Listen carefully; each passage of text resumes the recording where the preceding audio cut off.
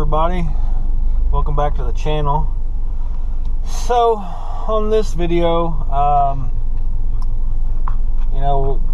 this is going to be kind of a breakdown really over the last couple months. I've posted a couple videos. The last few have just been like progress videos of the boost knuckle.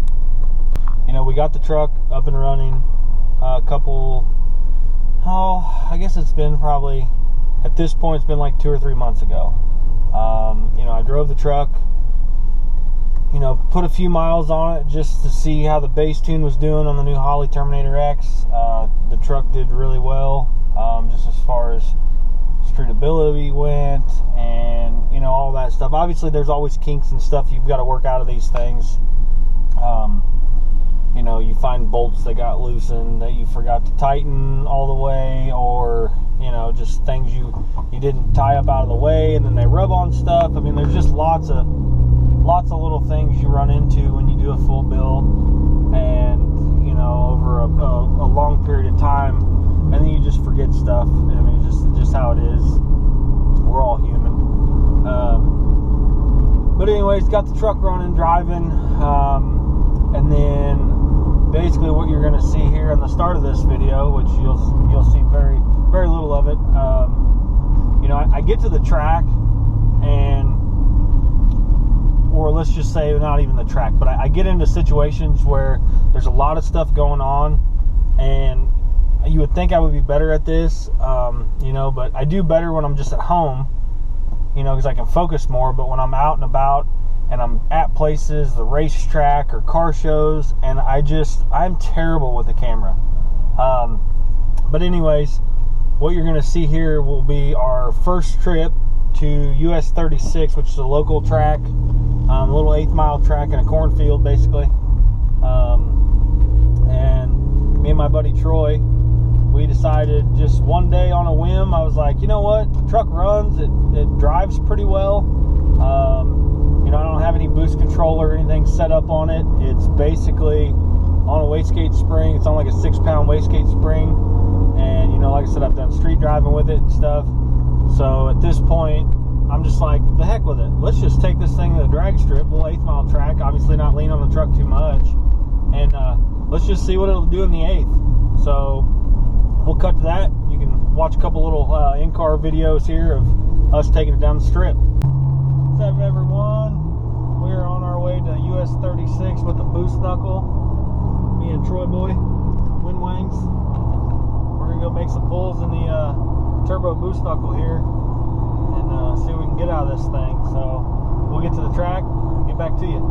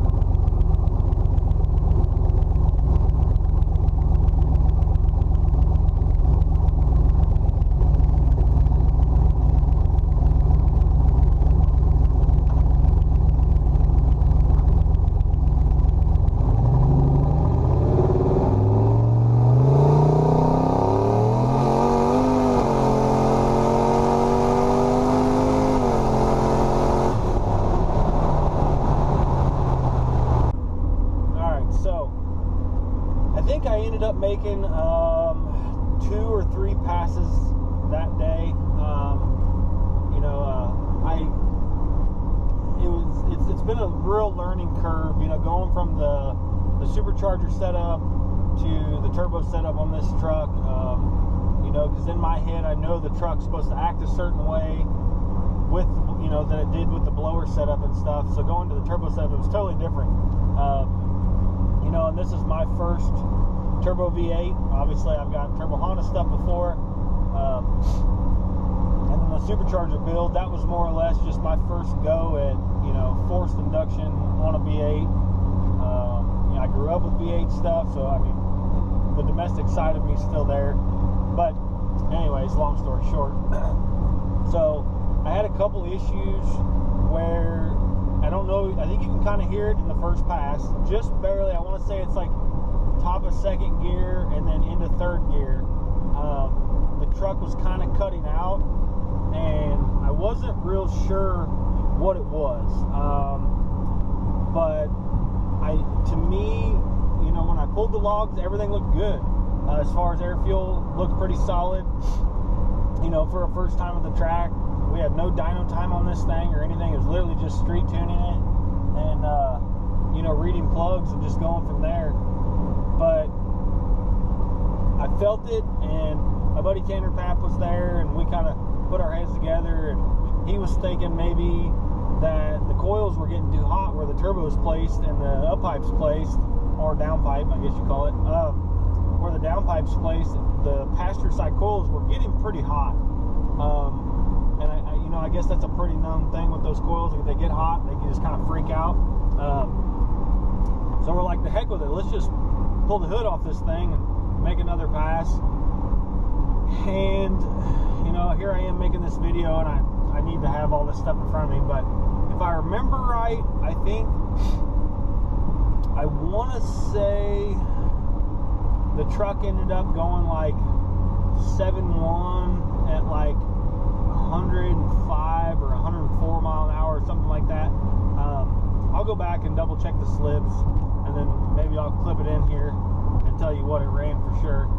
But I'm pretty certain the best pass I got out of it that day was like a 7.1 or 7.18 or something. Which obviously isn't earth-shattering, but it's still a decent pass. I wasn't disappointed.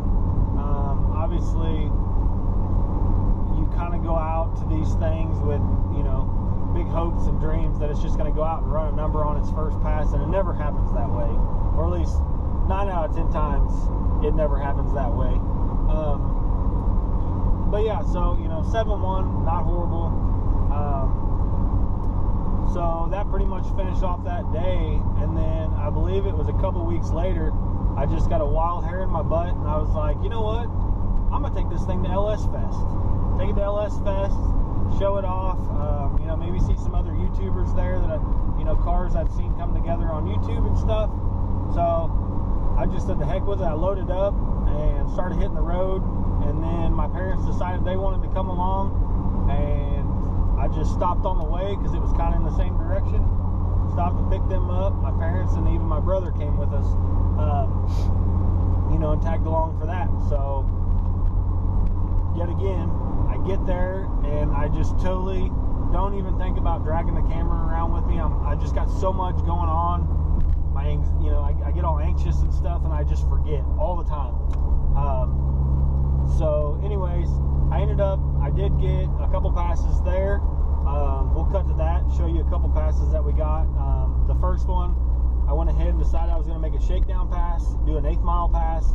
I was unexpected, I didn't know what the truck was going to run. I knew it went 7.1 at US 36 here in Missouri, but I wasn't sure what it was going to do there. I wasn't sure how the track was. I've never been there before.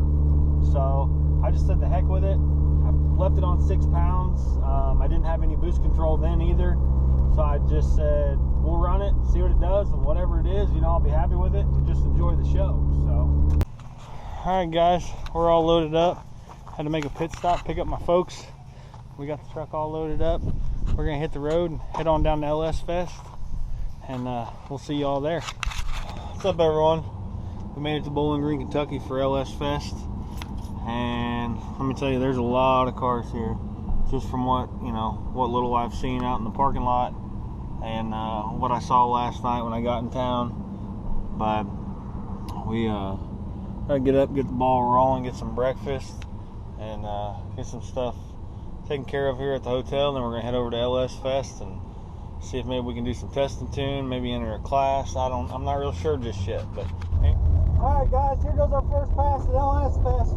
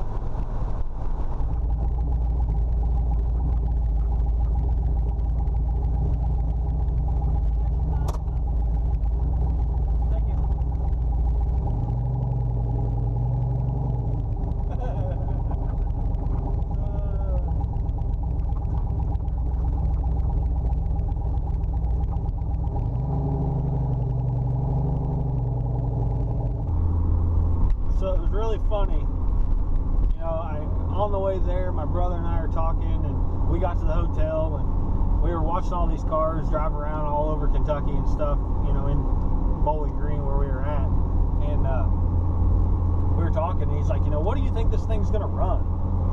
I said, honestly, I have no idea. I didn't really have any expectations. Obviously, in the back of my head, I'm like, yeah, it'd be cool to have like a 9-second street truck.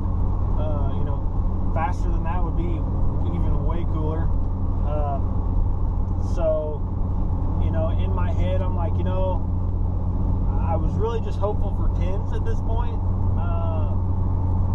Based on what I knew it did at US 36, I had a feeling it was capable enough to do maybe a high 10. So, what you saw there in the first pass was my first shakedown pass, and I told my brother, I said, if I go out on this first pass and the thing breaks like a 690 in the 8th, like, I'll be pumped. That'll be awesome. And I go out, make the pass. It just drove like a Cadillac. This thing just drives so easy. And I go back, and you can see here where I grab my time slip and I look at it and I just start laughing. And I'm like, what? you know, on 6 pounds, and it goes 680 in the 8th mile at like 106 mile an hour. And I was just like, I was pumped. I thought that was the coolest thing. You know, so it showed promise. I was super amped to see a 680 come out of it, and you know, that was just awesome to me. So we go and we make our second pass, and at this point I'm like, well, and let's rewind that a little bit. So it goes 680, but the truck has no cage. The seat belt that's in it, the harness that's in it, is out of date. You know, so depending on the track and the officials and stuff, at best, this truck can go 1149 before it needs many safety requirements, you know, safety upgrades. So we go out and make this the first pass. It goes 680s, and I lifted at the 8th mile and coasted, and it went 1149 with a 0. And I was just like, when I grabbed the slip, that was part of the reason why I laughed, because at first I was pumped because it hit a 680, but then I kept looking at the slip, and I was like, I couldn't have gone any faster.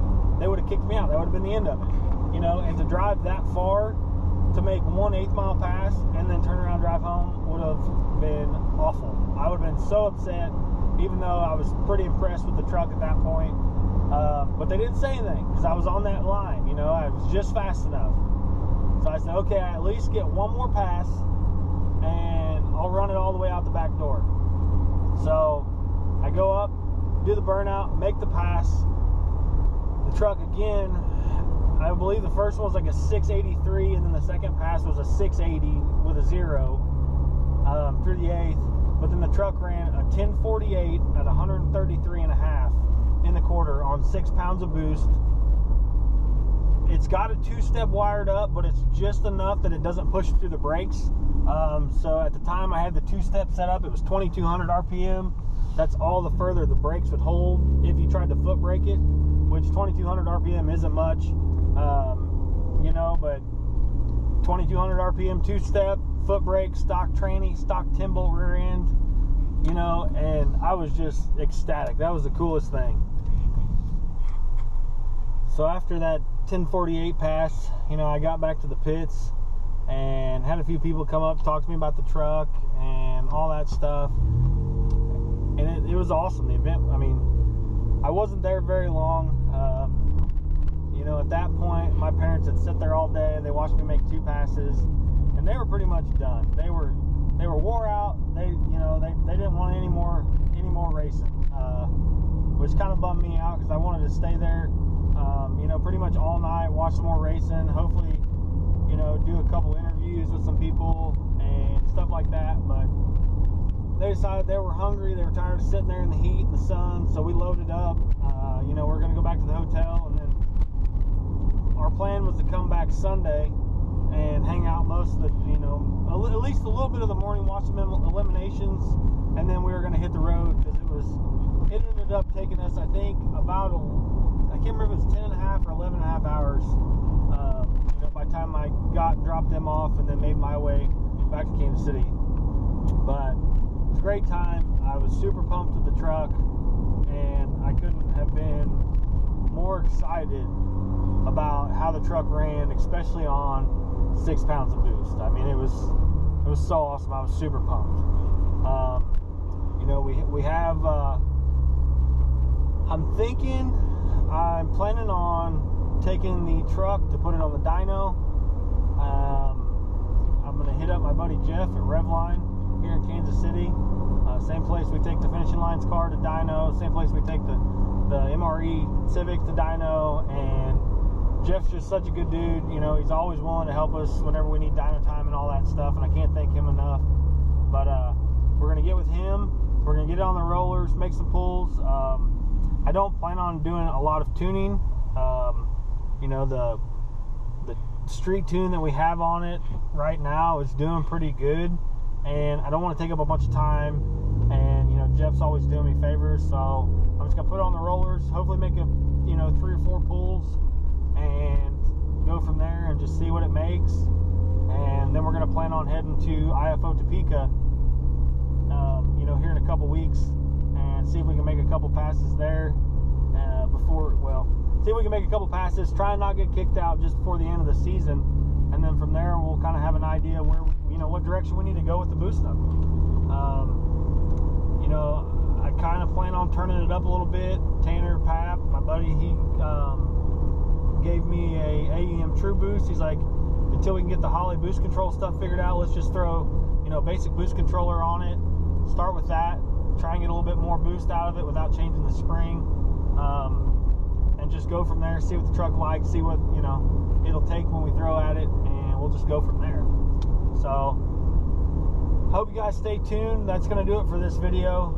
It's just a rundown of what's kind of been going on with the boost knuckle. You know, we've been just doing like big update videos. It's like every time you turn around, it's like something else is big going on with the boost knuckle, and you kind of don't get a lot of the details because I keep skipping over this stuff, and it's terrible. You know, but like I said, I get to the events and I lose myself, and I just get so into racing, and I don't even think about the camera. I need to find a couple people that can just walk around with me all day long with cameras. That way I don't have to. But anyways, like I said, it's going to do it for this video. Thanks for following along, guys. You know, keep watching out because I think there's some big stuff coming for the boost knuckle. And who knows, we may turn this thing into, you know, a pretty cool street strip, you know, I don't know, rat rod, rusto mod. I call it a diamond in the rust. But anyways, we will see you guys later.